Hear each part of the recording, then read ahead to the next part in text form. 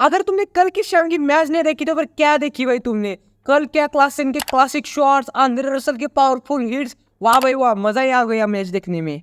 तो फिर चलते हैं दोस्तों आज के एनालिसिस पर। केकेआर बनाम एसआरएच। एसआरएच ने टॉस जीतकर पहले गेंदबाजी करने का फैसला किया।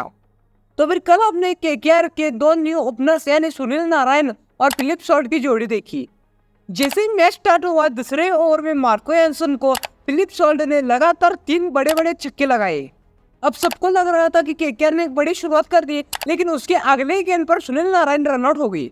अब उस विकेट के बाद क्रीज पर आते हैं वेंकटेश अय्यर, पर नटराजन के चौथे ओवर में दूसरे गेंद पर वेंकटेश अय्यर कैच आउट हो जाते हैं।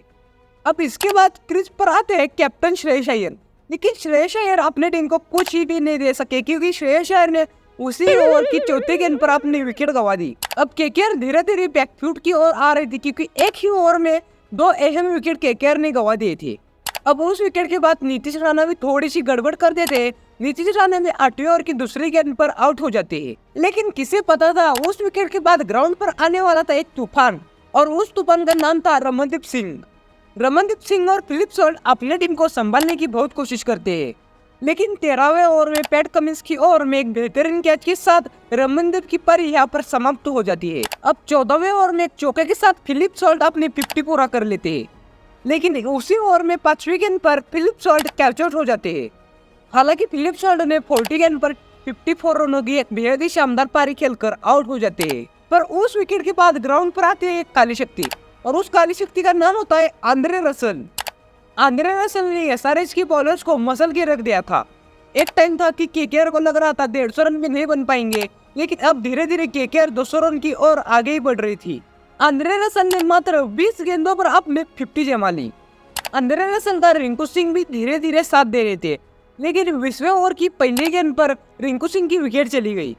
आखिर में आते आते केकेआर ने 208 रन बना दिए थे। रसल ने 25 गेंदों पर 64 रनों की एक तूफानी पारी खेली। अब उस रन को चेस करने के लिए ग्राउंड पर आते एसआरएच की न्यू ओपनर्स यानी अभिषेक शर्मा और मयंक अग्रवाल। मयंक अग्रवाल और अभिषेक शर्मा अपने टीम को एक अच्छी स्टार्ट देने में कामयाब हो जाते हैं, लेकिन पावर प्ले के आखिरी ओवर में हारजीत के शिकार बने मयंक अग्रवाल। मयंक ने 20 गेंदों पर 32 रन की एक बेहद ही शानदार पारी खेली थी। अब उस विकेट के बाद ग्राउंड पर आते हैं राहुल त्रिपाठी, लेकिन 8वें ओवर में अभिषेक शर्मा भी अपनी विकेट खो देते हैं। अब 12वें ओवर तक एडम मार्करम और राहुल त्रिपाठी पार्टनरशिप करते हैं, पर 12वें ओवर में वरुण चक्रवर्ती की गेंद पर एडम मार्करम अपनी विकेट गंवा देते हैं। अब 13वें ओवर में बढ़ते रन रेट की प्रेशर में राहुल त्रिपाठी भी अपनी विकेट गंवा देते हैं। अब उस विकेट के बाद 2 नए बैट्समैन यानी हेनरी क्लासन और अब्दुल समद क्रीज पर थे। आखिरकार 17वें ओवर में रसल की गेंद पर अब्दुल समद अपनी विकेट गंवा देते हैं। अब एसआरएच को जीत के लिए 18 गेंदों पर 60 रनों की आवश्यकता थी। अब क्रीज पर शाहबाज अहमद और हेनरिच क्लासन खेल रहे थे। क्लासन ने क्लासिक पारी खेल रहे थे। क्लासन ने बहुत ही शानदार स्पिनर को बैकफुट से ही खड़े खड़े सामने छक्के लगा रहे थे, और उसी के साथ शाहबाज भी उनकी साथ दे रहे थे। शाहबाज ने भी 4 गेंदों पर 16 रन बना चुके थे, लेकिन अब बारी आती है आखिरी ओवर की। आखिरी की ओवर में एसआरएच को जीत के लिए 6 गेंदों पर 13 रन की आवश्यकता थी। अब लास्ट ओवर की पहली गेंद पर क्लासन एक छक्का लगा देते।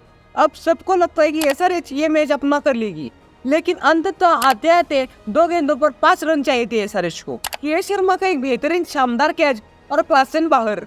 अब एसआरएच को 1 गेंद पर 5 रन चाहिए थे। अब उस विकेट के बाद आखिरी की गेंद खेलने के लिए आते एसआरएच के कैप्टन पैट कमिंस। अब आखिरी की गेंद पर 5 रन चाहिए थे, लेकिन बैट को बॉल भी नहीं लगती कमिंस के, और इसी के साथ कोलकाता ने यह मुकाबला सिर्फ 4 रन से अपने नाम कर लिया। तो अगर वीडियो आपको पसंद आई तो फिर चैनल को सब्सक्राइब और लाइक कर देना। तो फिर मिलते हैं नेक्स्ट वीडियो में, तब तक के लिए बाय दोस्तों।